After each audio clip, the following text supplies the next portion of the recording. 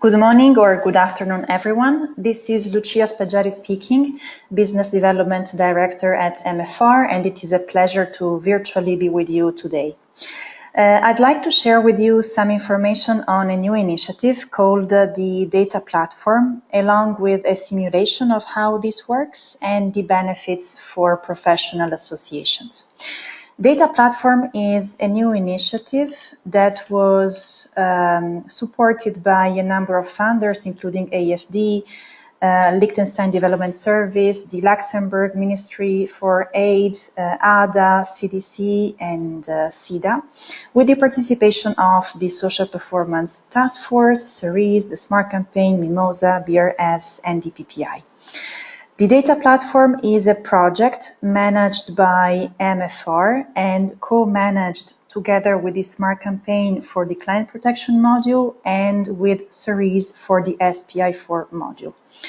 Data Platform is a website that centralizes social, financial, green, pricing, and other information on financial service providers with the aim of facilitating benchmarking of one financial service provider against peers or a group of FSPs against a tailored benchmark. How does this work? The data is provided by a number of data providers. They can be rating agencies like MFR. They can be standard setters like CERES or the Smart Campaign. They can be investors or they can be networks and associations of financial service providers or even individual service providers. Then the information is managed by MFR and it is used by a number of potential subscribers, including investors, regulators, standard setting bodies, research institutes, and also associations, if they wish. The idea is to have a coverage of about 700 FSPs in 70 countries or larger. It is important to remark that the ownership of data does not change, so the data provider always remains the owner of that piece of data, and MFR as a manager only manages that information and makes it accessible to users. It never owns that information. Information is treated in a confidential manner and it is shared exclusively with the subscribers of the data platform. So it is not publicly available and it is shared in accordance to the confidentiality agreement with the data provider. Data can be provided in an anonymous manner or in a nominative manner. And so following these rules, the information is then shared with subscribers. The quality of data is largely of a good level because it is offered by rating agencies that ensure a level of validation that is independent and external. But data can also be self-reported by financial service providers or they can be lightly validated by other third parties. Let's see concretely how this works before then moving to the benefits for associations of joining the platform. Let's imagine we want, for example, to compare a number of indicators, including financial, operational, and social ones, of a sample of members of an association against its sub-region. So let's imagine I'm showing you one of the pages of the data platform that is called Facts and Figures, where I have selected these indicators: gross portfolio, total assets, number of active borrowers, percentage of female borrowers, agriculture, etc. And now what you see here is on your left the selection screen and on your right the benchmark menu. So this is where you define what you want to analyze. Here, for example, I've selected Ecuador And the last 3 years, you can also select by single organizations, by region, sub-region. There are also a number of additional filters for you to use if you need, including charter type, lending methodology, scale, age, etc. But for the sake of today's demo, let's keep it simple. And let's imagine you simply want to compare Ecuador to South America for the same years. So you search for these criterias, and this is what you obtain. Each indicator on the data platform is mapped against the Sustainable Development Goals. So this is the reason why you can see on the left the SDG icon corresponding to each indicator. So for the average outstanding loan balance, for example, we have in our selection of FSPs belonging to a network in Ecuador, we have an average of about 1,700 US dollars as an average loan balance, which is slightly higher than the benchmark in South America. The information for Ecuador for these years is about 5 FSPs, and in South America about 14 FSPs. So slightly higher loan size. Then we move to the number of active borrowers, where we see that the institutions in the sample in Ecuador are comparable to the benchmark, just slightly smaller in terms of number of borrowers. The percentage of portfolio in agriculture is also slightly smaller in Ecuador, around 20% compared to the benchmark. Female borrowers, about 50%, which is good in absolute terms, even if slightly smaller than the benchmark. Return on equity is positive. Same for return on assets, even if for both the level is slightly lower than for the sub-region. Let's remember that the price cap in Ecuador, together with the economic situation in the last few years, is quite challenging, so this might explain the difference. We can also click on the selection to see what this is made of. And here we can see the 3 periods we have selected. So we observe that on average there was 2016 was a difficult year in Ecuador specifically. And then if we click again on this bar, we see what this selection is composed of. Let's move on with the portfolio yield, which is lower in Ecuador, again, probably due to the price cap. And likewise, operating expense ratio is smaller for Ecuador. So this is an important indicator of efficiency to be accompanied by the loan size, which is associated to the operating expense ratio. Gross portfolio slightly smaller as well, along with total assets. So this is just a quick look at what a free search of some indicators of your choice might look like to compare the members of your associations in your country with your sub-region, for example. But you can benchmark against other criteria, for example, the mix of lending methodology of your members, or charter types, or more specific and combined type of tailored benchmark. Let us move to another module of data platform, which is about pricing. Now, pricing is a very sensitive topic. It can get very political, which is not always the best for financial inclusion. And so what we would like to promote now that unfortunately microfinance transparency cannot continue any longer is more transparency on pricing, to encourage a regulation that promotes transparency and not necessarily, pricing caps. So Let us make the example of Ecuador again compared to South America for the last 3 years. If you are familiar with the microfinance transparency way of analyzing pricing, you will recognize this chart.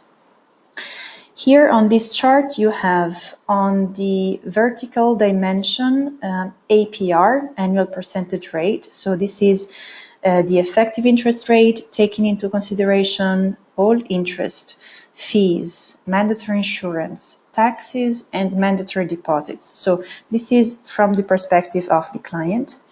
On the horizontal dimension, you can see the outstanding loan amount in US dollars. You can also have a look at the right, where you can see that the orange bubbles are your selection. So this is financial service providers in Ecuador, and the blue ones are the benchmark, which is South America. So each bubble in this case represents one loan product.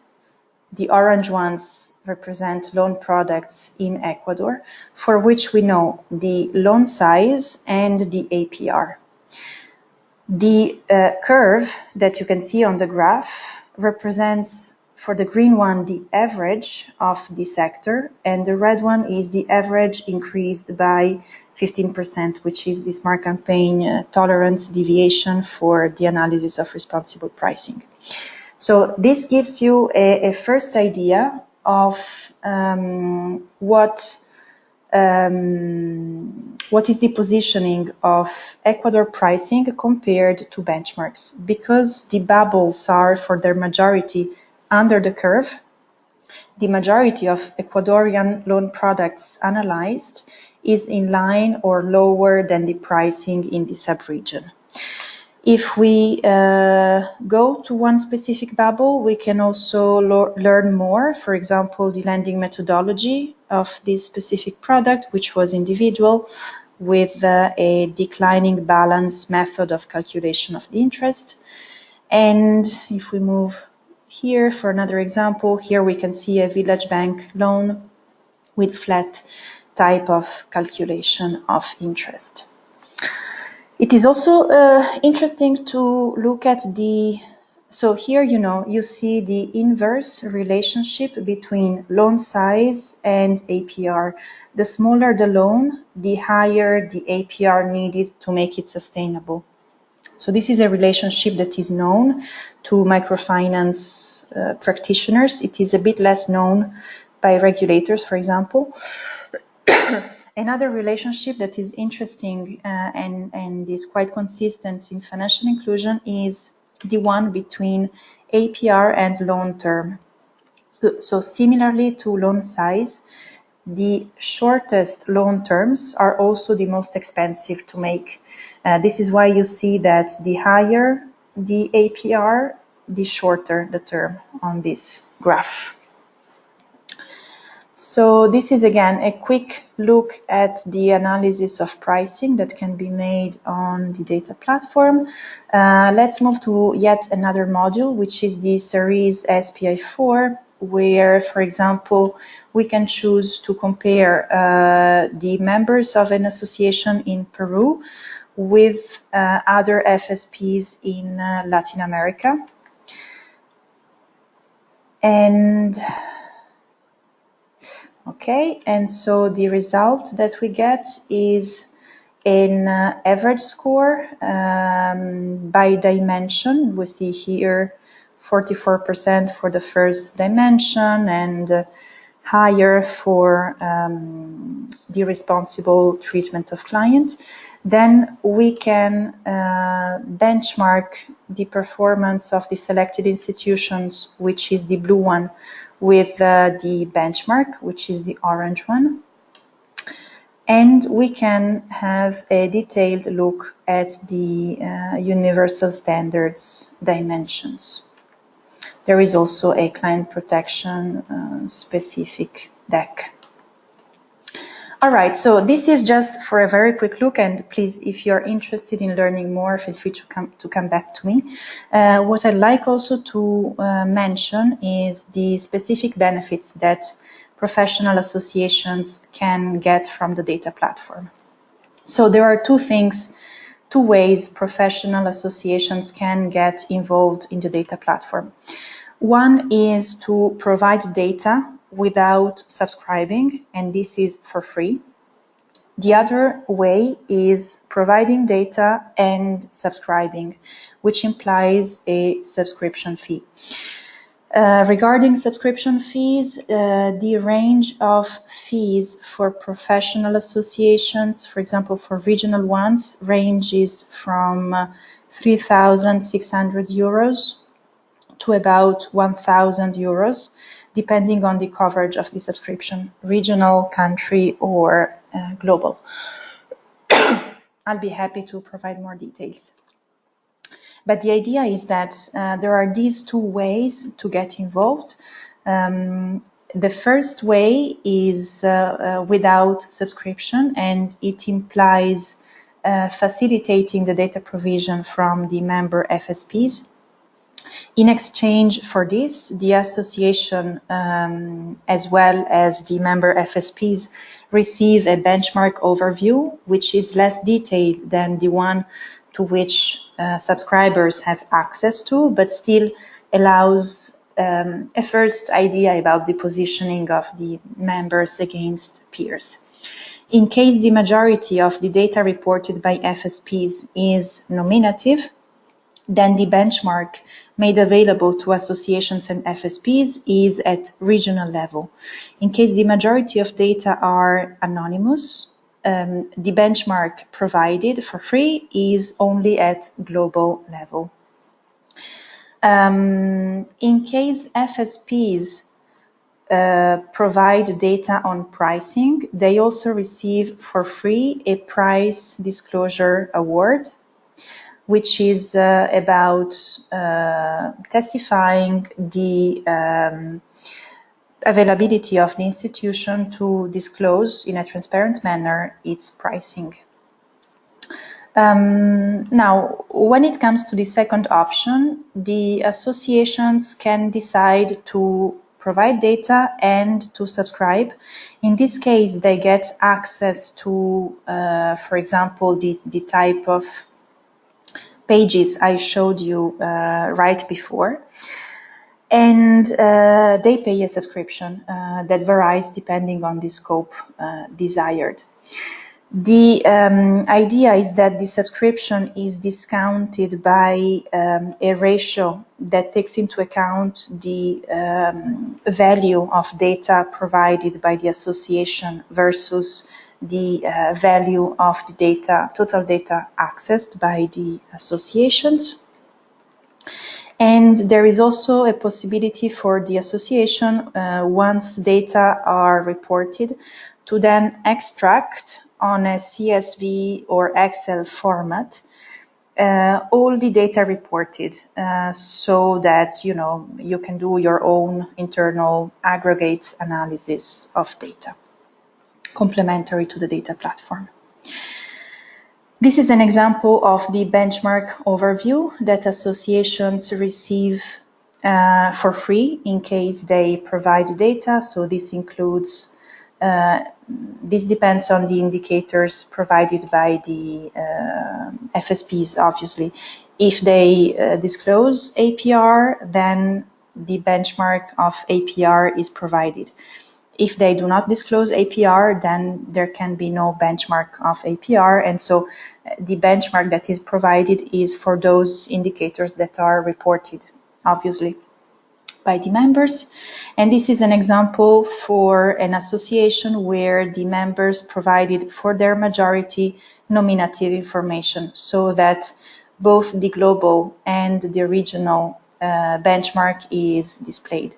In these graphs, you see the dark blue bar is the global benchmark, The light blue is the regional benchmark, and the orange is the selection, so the members of this association. For example, for this sample of indicators, but there are hundreds of indicators on data platform, so anything that is reported receives its own benchmark. I'll be very happy to provide you more information in case you are interested. Please feel free to refer to the leaflet on benefits for associations to join the data platform, or please feel free to drop me a line at this address, l.spaggiari@mfrating.com. Thanks for your attention and have a nice rest of your day. Bye-bye.